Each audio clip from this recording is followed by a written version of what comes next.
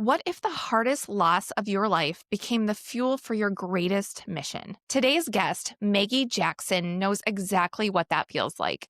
After losing her brother to suicide and navigating her own mental health struggles, Maggie created her platform, Your Mind Matters, which is a movement dedicated to mental health awareness and suicide prevention. Maggie is more than a passionate advocate. She's a Los Angeles based TV host, writer, content creator, and the reigning Mrs. California America 2025. But at the heart of it all, Maggie says her favorite title is mommy to her two precious littles. With a degree in broadcast journalism from the University of Texas at Austin, Maggie has gone from interviewing Hollywood's biggest celebrities to now elevating one of the most important conversations of our time: mental health and suicide prevention. She's bringing a fierce determination to remind us all that your mind matters.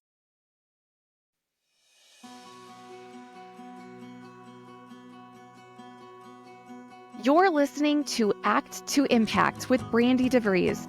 Through heartfelt stories of resilience, hope, and community, I share my personal experience as a longtime advocate and fundraiser for the national nonprofit Children's Cancer Research Fund. Invite pediatric cancer families to tell their stories and highlight individuals who use their unique gifts to create a positive impact.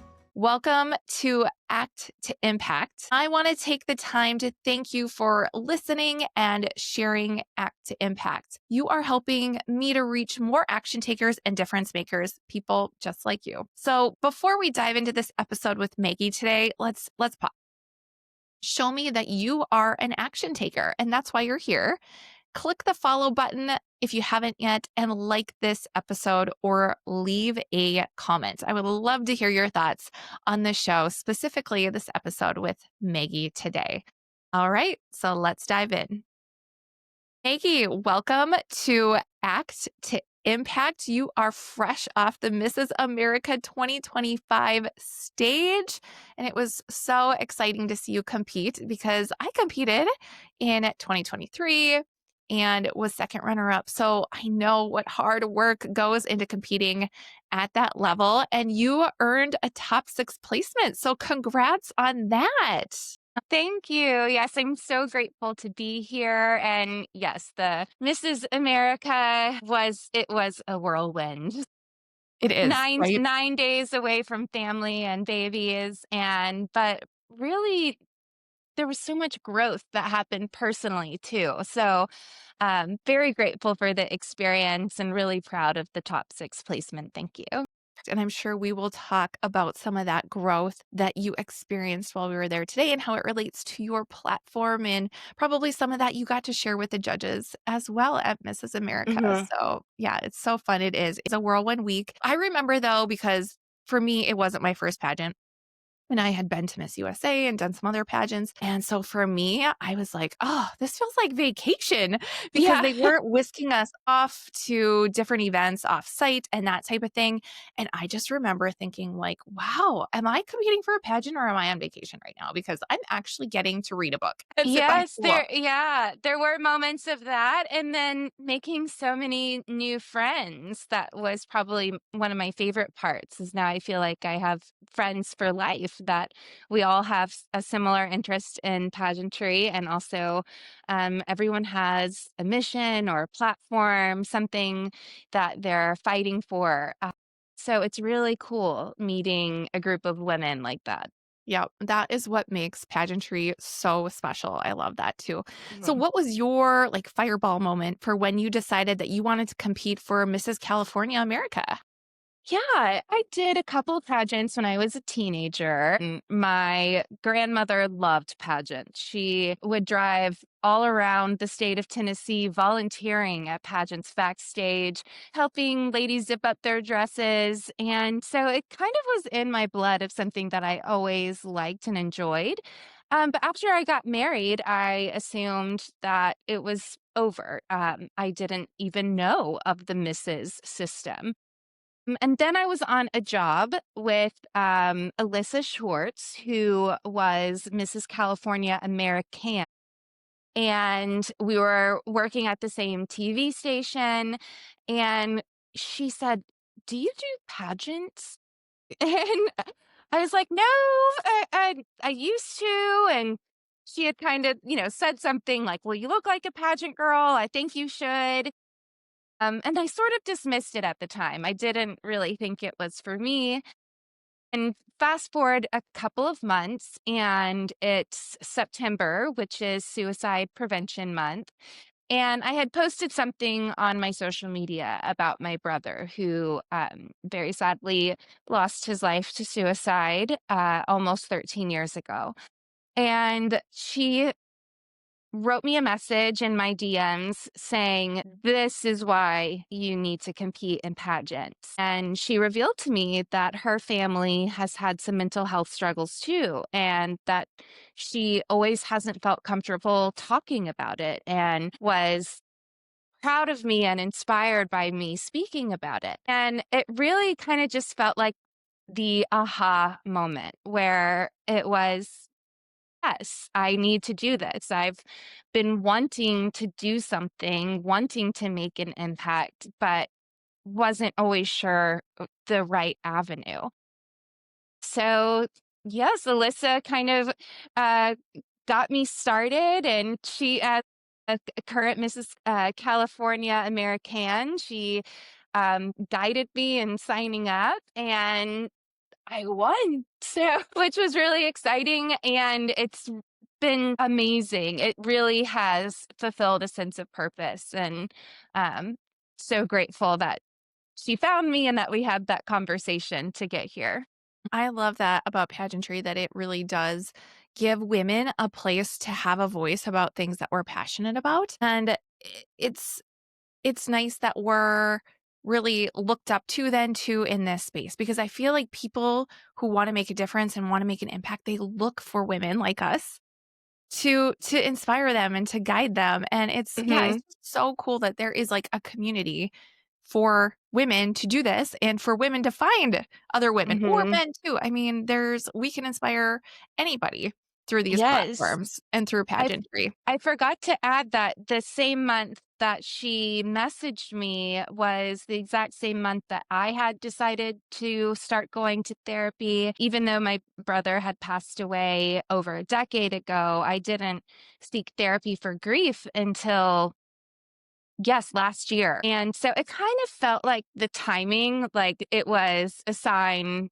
from up above, like, yes, this is what you need to be doing. Like everything was falling in place at the same time.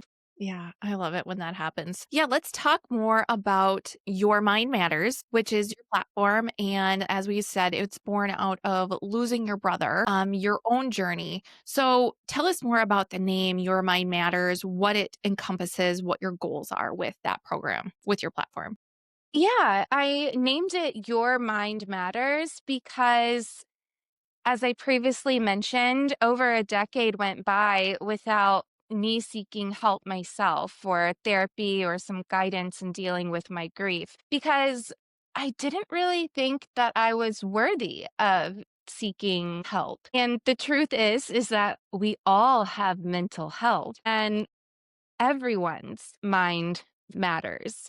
And whether you have a mental illness or not, it is just as important as taking care of your physical health. We go to the gym. So, to take care of our bodies, what are we doing to take care of our minds? And so, it was really born out of that idea that everyone's mind matters and we can all take care of our mental health.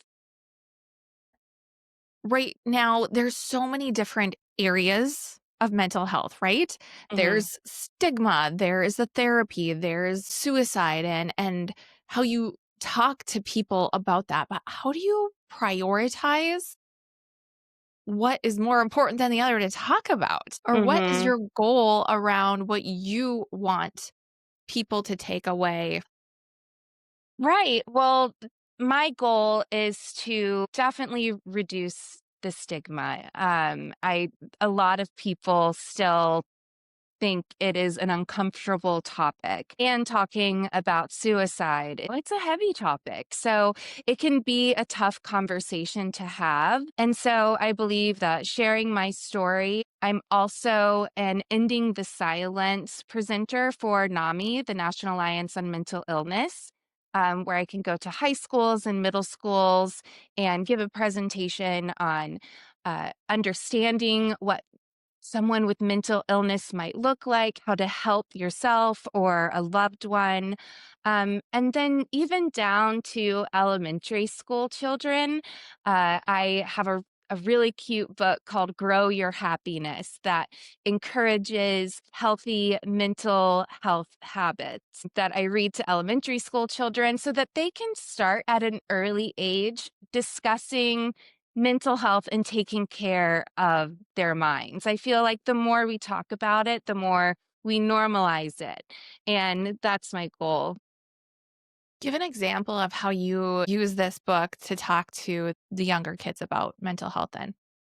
So the book is Grow Happy, Okay. and it's by Dr. John Lasser and Sage Foster Lasser. And it talks about many different habits that children can practice to increase their happiness. And it really makes them feel in control and gives them the power to how they're feeling about a situation. So, spending time in nature, connecting with family and friends. And when I read this book to children, I give them a packet of seeds as a visual reminder that they can grow their own happiness because tending a garden is just like tending to your mind. And they take it home and it's really cute. They that they're excited to grow their garden and I think it really helps them think about ways and habits that they can implement in their life to have a bit more control over how they're feeling that day.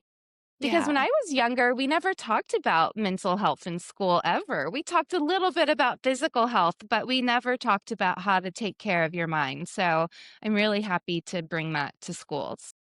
Yeah, I think you're right. Like now thinking back, I don't know if we really did that either. We had somebody that Hmm. would come into our classroom who was like the guidance counselor and once a week, or maybe it was every other week. And he would play different games with us. And I feel like though we were talking more about being respectful and that type of thing. But maybe Hmm. in a roundabout way, and we just weren't realizing it, maybe he was giving us, mental health tips as elementary students. And so I Hmm. think it's really smart that you're incorporating that and making yourself available to be able to go into classrooms to give some of those tips and resources to young individuals so that they can start thinking about what they can be doing for better mental health and being Hmm. aware too of that and what they can do to make sure on a daily basis that they're Hmm. mindful of that. Hmm. So yes, clearly you're passionate about those tips and resources. And while neither one of us are medical professionals and that capacity, and definitely not me, I am not in like the mental health space at all and don't have any resources and tips for people. So I'm happy to learn some from you today. And also, I really like that you are focusing on like the community aspect of it then, right? Hmm. Because you aren't Hmm. a mental health professional. People aren't coming to you to sit in your office or something like that, but you're using your experiences to share Hmm. with other people. So, what have you learned about the power of community in healing? Hmm. And how do you foster that sense of belonging and building that community for people that have gone through a time of struggle? How do you do that with your platform?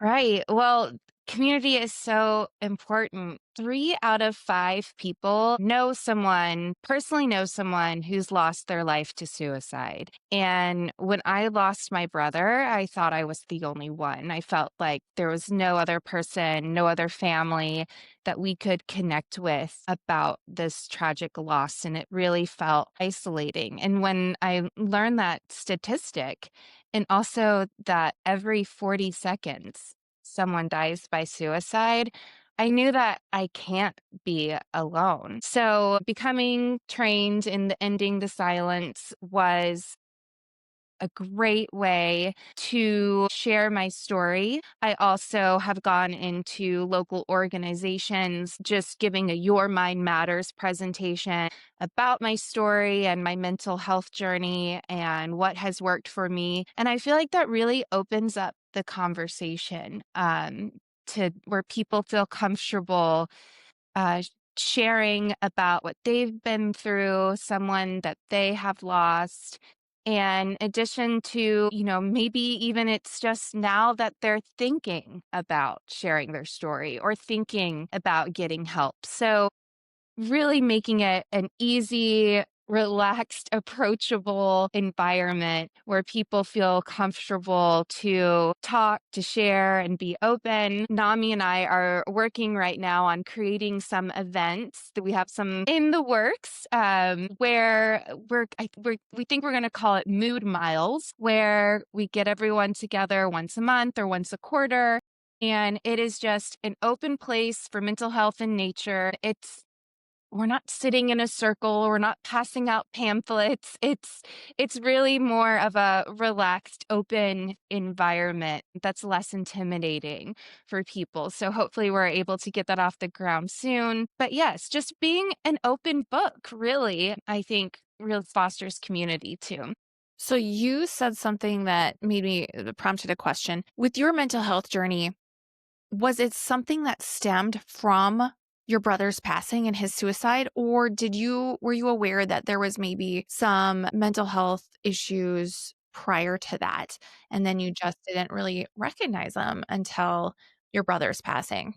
Yeah. Well, I had been aware that I was probably dealing with some anxiety issues, probably ever since high school, but I was able to manage it pretty well. And then after having children, I noticed a lot of triggers, I guess we could call them, with my two children.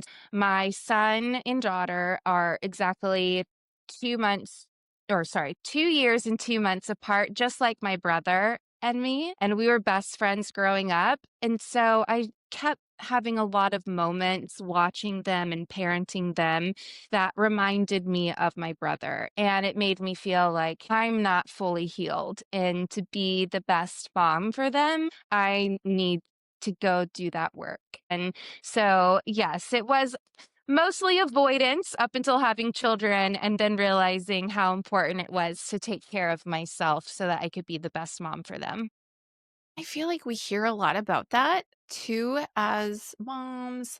Um, Because we tend to put a lot on us, right? We take on a lot. And that's where some of those mental health things, from my perspective, I feel like they all of a sudden just come out all at once. You're a Yep. new mom, you had a baby, the hormones are out of whack.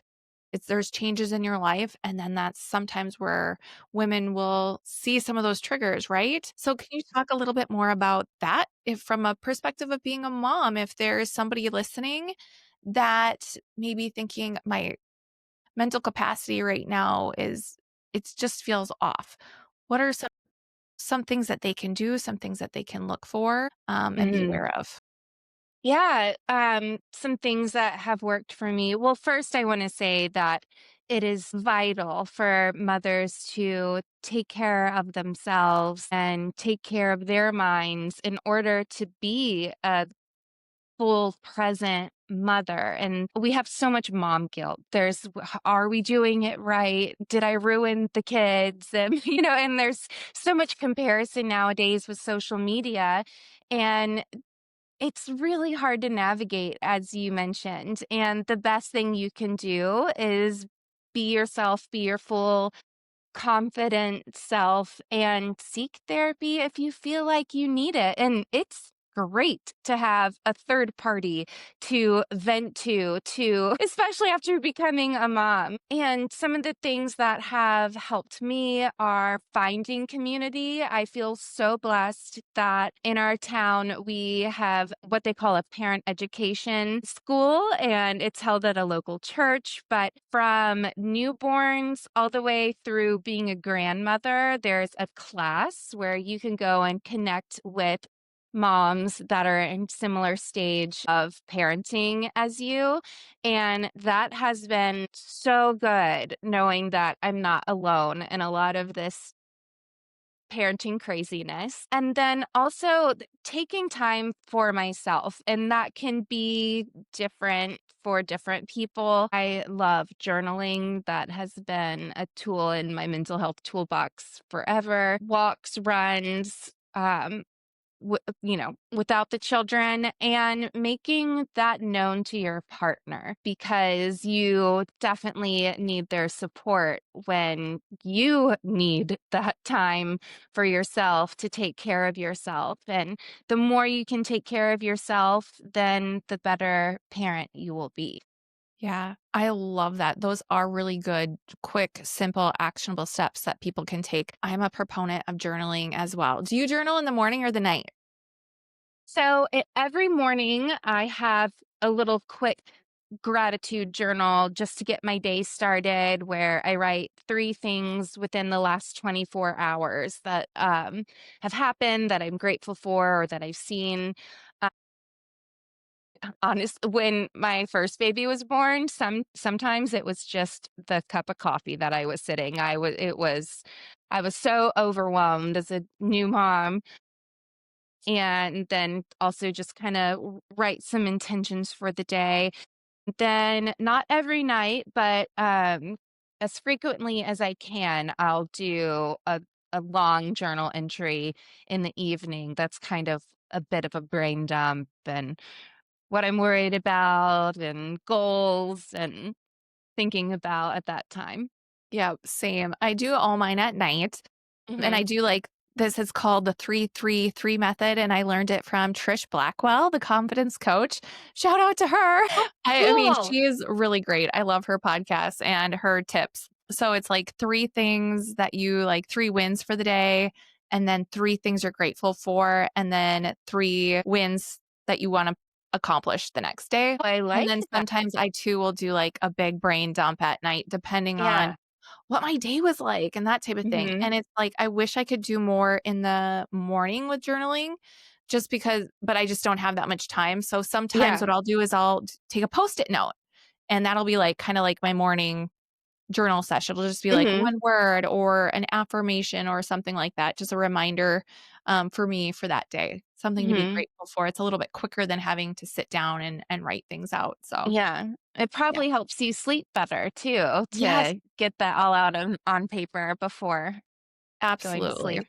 Yeah. So great tips. I love those. So can more people find more tips and resources like that on your website? Yes, yeah, I do have, so my website is a little bit of everything. It has my TV hosting, job career, and a blog, but then I also have a Your Mind Matters section that's focused on that. And I'm available for guest speaking, whether it's the Ending the Silence presentation to high school and middle schoolers, or even just sharing my story and tips and resources through my Yours Mind Matters presentation. So, yes, and the website is Maggie H. Jackson. Wonderful. Perfect. So, Maggie, as you know, Act to Impact is all about the ACT formula. So, helping Hmm. people become aware of gifts and skills that they have, connecting with a cause that's close to their heart, and finally like taking action to make an Hmm. impact using those gifts. So, you're involved in your community beyond the mental health space. You also sit on boards, and a couple of them are a circle of friends that benefits the Kids Space Children's Museum and then the YMCA, the Foothills Hmm. as well. So, how do you see yourself using the ACT formula to use your gifts as a leader and a community builder in those roles? Yeah.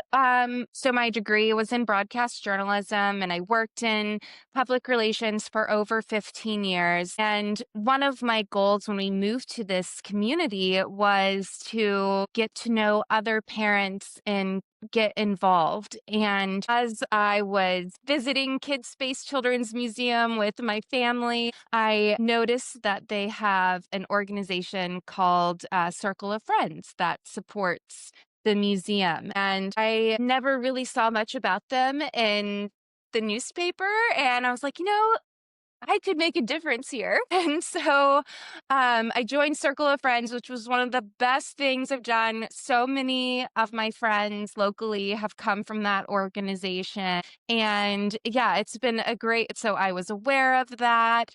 And yeah, I've now been the PR chair for 3 years. I think I'm like the longest standing board member who's done that position. But I really do feel like I've taken action and made a difference. We get lots of magazine articles about us now, and have grown our membership and are making a huge difference at Kids Space Children's Museum. We've raised lots of money, and it feels really important. It's kind of tied back to Your Mind Matters, because Kids Space Children's Museum is all about play. And I think it's vital for children to play, to have healthy bodies and minds in their growth. So it feels like a meaningful contribution that I'm making. And similar with the YMCA. Yeah, my kids play sports there. It just seems like a place that I wanted to be a part of to help make a difference.